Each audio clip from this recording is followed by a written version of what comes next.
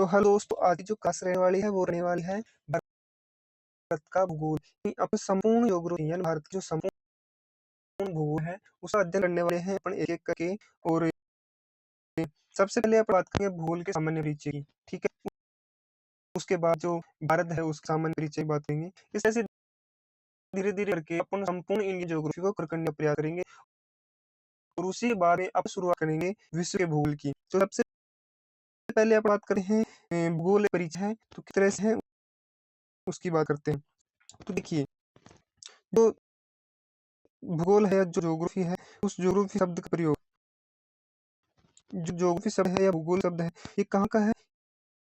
ये ग्रीक शब्द है, ठीक है। जिसका अर्थ क्या होता है, यानी इसको अलग अलग भागों में कर दिया गया है। जियो अलग कर दिया गया है और ग्राफिक्स को अलग, यानी इसका सन्निविच्छेद कर दिया गया है। जिसमें जो जियो है उसका अर्थ क्या होता है? पृथ्वी होता है, और ग्राफिक्स का अर्थ होता है वर्णन। अगर इन दोनों को मिला दिया जाए, इनको मिलाने से एक शब्द निकल के आता है।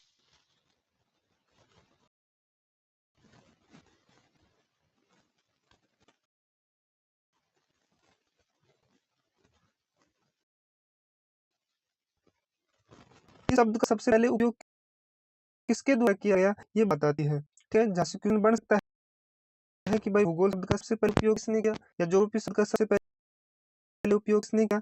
तो एक विद्वान का नाम आता है इरेटोस्थनीज।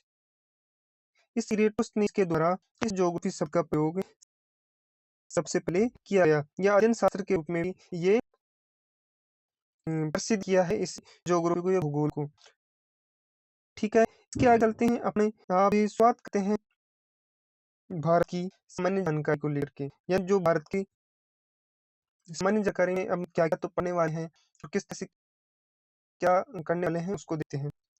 तो सबसे पहले जो अपन पढ़ने वाले हैं वो भौगोलिक स्थिति पढ़ने वाले हैं, या इसकी भारत की जो भौगोलिक स्थिति है वो क्या है, या इसकी लंबाई है, चौड़ाई है, कौन सा राज्य कहाँ पे है, कौन सी यूनियन टेरिटरी कहाँ पे है, यानी केंद्र शासित प्रदेश कौन सा कहाँ पे है, कौन सा द्वीप कहाँ पे है।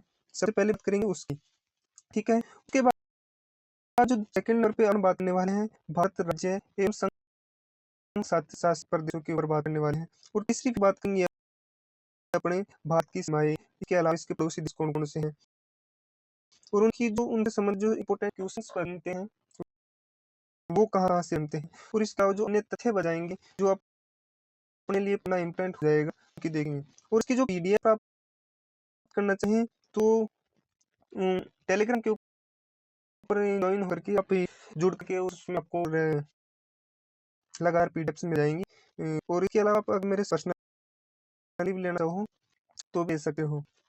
तो देखिए, सबसे पहले अवस्थिति पढ़ेंगे। अवस्थिति के अंदर हम बढ़ेंगे भारत का नामकरण, इसके अलावा भारत का क्षेत्र एवं जनसंख्या, इसके अलावा पढ़ेंगे भारत का अक्षांशीय तथा देशांतरीय विस्तार पढ़ने वाले हैं, ठीक है। अब देखिए, सबसे पहले क्या पढ़ेंगे अपने, देखिए अपनी ये चीजें पढ़ने वाले हैं अभी इस क्लास के अंदर, जिसमें अवस्थिति हो गया, भारत का नामकरण हो गया, ये भारत को अन्य नाम से जाना जाता है, अब भारतीय है या भारत से अलावा और भी अन्य नाम है इसके, है ना। तो जो क्वेश्चन बने हैं वो मैंने सारी चीजों को इसके अंदर देखा है या इस पीडीएफ के अंदर मिलने वाले हैं। इसके अलावा अपन बात करनी, भारत क्षेत्रफल कितना है, जनसंख्या कितनी है, जनसंख्या घनत्व कितना है, वो कहाँ क्यों सब पूछे जाते हैं, वो सभी बातों के ऊपर अपन आंसर करने वाले हैं, ठीक है। इसके आगे आगे बात करते हैं अपने भारत का अक्षांशीय विस्तार और देशांतरीय विस्तार। अक्षांशीय रेखा किसे बोलते हैं, देशांतरीय रेखा किसे बोलते हैं, और इस विस्तार कितना पाया जा रहा है, उन सभी बातों की अपन बात करेंगे। तो सबसे पहले अपन बात करते हैं अवस्थिति की। अवस्थिति मतलब जो इसकी स्थिति है, यानी भारत है विश्व में कहाँ पे है, गोलार्ध में कहाँ पे है। इसके अलावा विश्व के अंदर जो एशिया महाद्वीप है उसके अंदर भारत की स्थिति इस तरह की है या कहाँ पे स्थित है, यानी इसकी जो लोकेशन है उस लोकेशन की हम बात करने वाले हैं, ठीक है। अवस्थिति या लोकेशन। गोलार्ध, सबसे पहले हम बात करने वाले हैं किसी गोलार्ध की, जिसमें दो तरह से कोई बात करेंगे, एक तो आसान के आधार पर, एक देशांतरीय विस्तार। तो अक्षांशीय आधार पर है भारत, वो कौन से गोलार्ध में है, उत्तरी गोलार्ध में है। और देशांतरीय के आधार पर अगर देखिए तो पूर्वी गोलार्ध में है। तो इसको देखते हैं अपने इस मैप के अंदर, ठीक है। इसके अंदर इस तरह से है अपना भारत, है ना। तो देख पा रहे होंगे, सबसे पहले देखो इसको जो 0 डिग्री देशांतरी रेखा और 0 डिग्री अक्षांशीय रेखा के अंदर बांट दिया गया है ना। जो विश्व है उसको अलग अलग भागों में बांट दिया गया है। तो अक्षांश के आधार पर 2 भागों में बांट दिया गया है और देशांतरी के आधार पर 2 भागों में बांट दिया है। अब कहोगे जो देशांतरी रेखा कौन सी होती है और अक्षांशीय रेखा है कौन सी होती है। तो देखिए जो खड़ी लाइन होती है, ये खड़ी लाइन है, ये खड़ी लाइन है देशांतरी रेखा, और ये आड़ी लाइन है, ये पड़ी हुई लाइन दिखेगी, ये है अक्षांशीय रेखा। ठीक है, इस सब के अंदर ही दिखा है आपको। देखो जो अक्षांश है उसे बोलते हैं देशांतर से लेटाइट लैटिट्यूड, मतलब जो लेटी हुई है उसको लैटिट्यूड अक्षांशीय रेखा बोलते हैं। लॉन्गिट्यूड यानी जो खड़ी हुई होती है, जो लंबी होती है, वो कौन सी होती है, वो देशांतरी होती है। देखो इसके अंदर ही समझ में पता चल रहा है लैटिट्यूड यानी जो लेटी हुई होती है उनको क्या बोलते हैं, अक्षांशीय रेखा। तो इसी आधार पर आप देख पाए होंगे, तो जो लेटी हुई है कौन सी रेखा है, लेटी हुई रेखा है ये है, तो ये कौन सी होगी, अक्षांशीय रेखा होगी। और खड़ी रेखा कौन सी होगी, तो ये लॉन्गिट्यूड होगी। इस तरह से 2 भागों में बांट दिया है पूरे विश्व। अब इसमें लोकेशन कहाँ पे है अपने भारत की, उसकी बात करते हैं। तो देखिए अपन भारत को यहाँ पे देख पा रहे हैं, यहाँ पे है अपना क्या, भारत, प्यारा भारत, ये यहाँ पे देख पा रहे हैं। ठीक है, तो इसकी लोकेशन कहाँ पे है, कहाँ पे स्थित है और कहाँ क्या है उसकी बात करते हैं। तो देखो इसी अक्षांशीय दृष्टि से को अलग अलग भागों में बांटा, ये तो बात ही लिया अपन ने। तो देखो ये अक्षांशीय रेखा है, तो इसकी अगर उत्तर की ओर आएंगे तो इसकी उत्तर की ओर जाएंगे तो क्या होगा, उत्तरी अक्षांश। दक्षिण की ओर आएंगे तो क्या होगा, दक्षिणी अक्षांश। अगर इसकी बात करें किसकी, जो देशांतर रेखा है, इसके अगर पूर्व की ओर जाएंगे तो कौन सी रेखा होगी, पूर्वी देशांतर होगा। पश्चिम की ओर आएंगे तो कौन सा होगा, पश्चिमी देशांतर होगा। तो इस आधार पर अपन कह सकते हैं तो भारत कौन सी गोलार्ध में है। तो देखो अक्षांश के आधार पर देखें तो अक्षांश के आधार पर क्या है, उत्तरी अक्षांश में है। देखो ये उत्तरी अक्षांश ही तो है, इधर उत्तरी अक्षांश है, इधर दक्षिणी अक्षांश है। तो अपन भारत कौन से अक्षांश में है, ये अक्षांश के अंदर है। तो आप खुद ही समझ पाए होंगे कि भारत कौन से अक्षांश में है, उत्तरी अक्षांश में है। अब देशांतर की बात करें, देशांतर में कौन से में है, तो देशांतर में है ये अपना भारत उत्तरी ये पूर्वी गोलार्ध में। ठीक है, इस तरह से देख पा रहे हैं। तो जो भारत की स्थिति है अपनी कहाँ होगी, एक तो होगी उत्तरी अक्षांश में, एक होगी पूर्वी देशांतर में। तो उत्तरी पूर्वी देशांतरों में उत्तरी पूर्वी भाग के अंदर क्या है, अपना भारत है। तो देख पा रहे होंगे, तो देखते हैं। तो देख मैंने क्या बताया, आपको बताया कि भारत की स्थिति कहाँ पे है। तो भारत की स्थिति है वो गोलार्धों के हिसाब से, गोलार्धों के हिसाब से सबसे पहले आसान से आधार पर देखें, आसान सी दृष्टि से देखें तो उत्तरी गोलार्ध में है, और देशांतर दृष्टि से देखो पूर्वी गोलार्ध में है। तो देख पा रहे हैं आप। अगर इसके अलावा महाद्वीपों में देखें तो महाद्वीपों में इसका भाग है, कौन से महाद्वीप का भाग है, तो यह है दक्षिणी एशिया का, एशिया महाद्वीप का भाग है। और एशिया महाद्वीप में कौन सी है, दक्षिणी एशिया में। तो देखिए आप यहाँ पे देख पा रहे होंगी, तो देखिए यहाँ पे देख पा रहे होंगे, तो ये क्या है, ये एशिया महाद्वीप है। जो येलो कलर में देख पा रहे हो आप, ये कौन सा है, ये है एशिया महाद्वीप। और इस एशिया को अगर अपन क्या कहें, इसको भी अलग अलग भागों में बांटे, तो देख कौन सा भाग में होगा।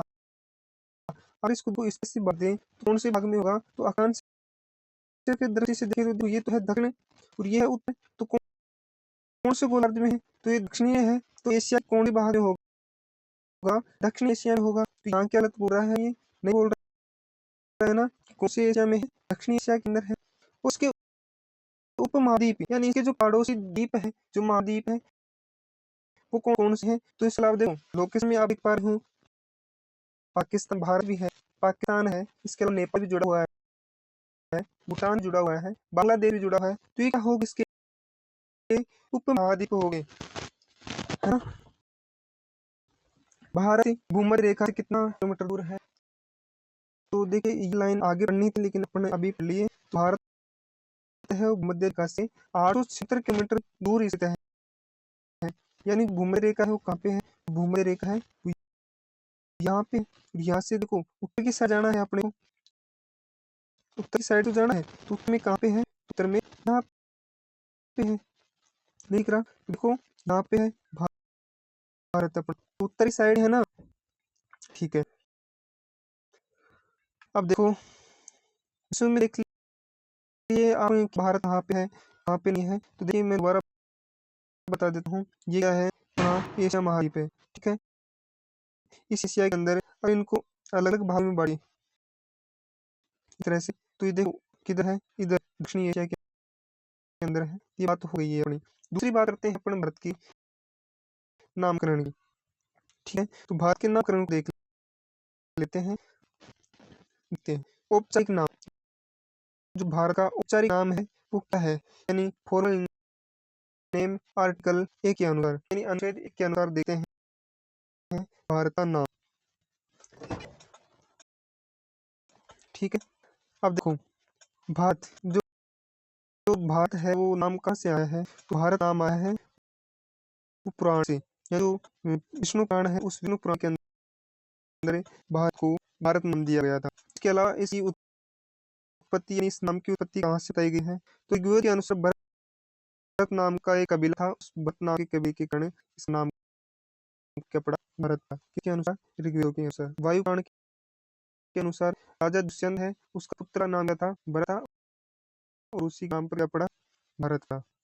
इसके अलावा इंडिया, जो यूनानी थे यानी ग्रीक थे, उन ग्रीकों ने क्या कहा है, भारत को इंडिया कहा है, ठीक है। अदर नेम देखें या अन्य नाम देखें, देखिए इसको अपने भारत को ब्रह्मवर्त आर्यत भी कहा जाता है, तो कहा जाता है कि आर्यों की निवास स्थली थी। इसके अलावा जम्बूद्वीप भी कहा जाता है, यानी एशिया को क्या कहा जाता है, जम्बूद्वीप कहा जाता है, देखो यहाँ पे दिखा होगा आपको।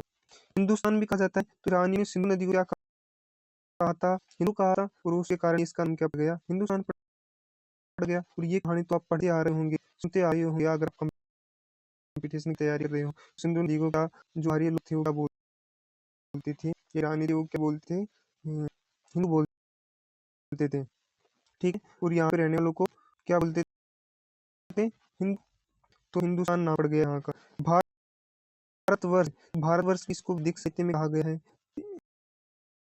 ये चीनी यात्रियों द्वारा कहा गया है। इसके अलावा इसको नाभिक वर्ष भी कहा गया है। तो क्या आप पहले बार पढ़ रहे हो ये चीजें, अगर हाँ तो कमेंट में बताओ, और ये अच्छी लग रही हैं चीजें तो देखो। आगे देखते हैं जो महाद्वीप है, उन महाद्वीपों को अलग अलग नामों से भी जाना गया है, जैसे भारत को भी अलग, तो जैसे जम्बू द्वीप कहा गया है वो एशिया महाद्वीप का है, उच्च द्वीप कहा गया है उत्तरी अमेरिका को कहा गया, लक्षद्वीप कहा गया दक्षिण अमेरिका को कहा गया, सार्क द्वीप कहा गया वो यूरोप को कहा गया, पुष्कर द्वीप अफ्रीका को, सामल द्वीप ऑस्ट्रेलिया को, कुछ द्वीप इंडोनेशिया या फिलीपींस को भी कहा गया है। तो इस तरह से इनके नाम हो गए, ये चीजें आप लीजिएगा खुद, कब कौन सा नाम पड़ा, किस तरह से पढ़ा, है ना। आगे चले हैं, भारत का क्षेत्रफल तथा जनसंख्या, तो इसके ऊपर अगर अपना अलग क्लास होगी, तो टाइम हो गया है 13 मिनट, 15 मिनट करना था मेरे को एक क्लास, अगली क्लास होंगी वो लाइव होंगी, तो मैं आशा करूंगा कि आप लाइव में जल्द जुड़े, उस टाइम पे क्वेश्चन आंसर भी कर सकते हैं। पहली क्लास थी इसलिए मैं इसको ऑफलाइन ही डाल रहा हूँ। तो देख लेते हैं भारत का क्षेत्रफल तथा जनसंख्या, area and population of India. देखिए जो भारत का एरिया है वो कितना है, 32,87,263 लाख वर्ग किलोमीटर, ठीक है। मैं क्लास नहीं ले पा रहा हूँ, थोड़ी प्रॉब्लम आ रही है, मैं लाइव के अंदर बात करूंगा भारत का क्षेत्रफल तथा जनसंख्या। तो आशा करूंगा कि आपको ये टॉपिक समझ में आया होगा, आई होप समझ में आया हो तो एक काम जरूर कहूँगा मैं, क्लास को लाइक जरूर करना, चाहे सब्सक्राइब वगैरह ये जो सारी चीजें होती हैं वो करो ना करो, लेकिन लाइक जरूर करना, जिससे मोटिवेट होऊंगा, और आप ये जो मेहनत कर रहा हूँ उसके लिए मैं मोटिवेट करके आपके लिए संपूर्ण जो ग्रुप है इंडियन की वो आपके सामने लाने की प्रयास करूँगा।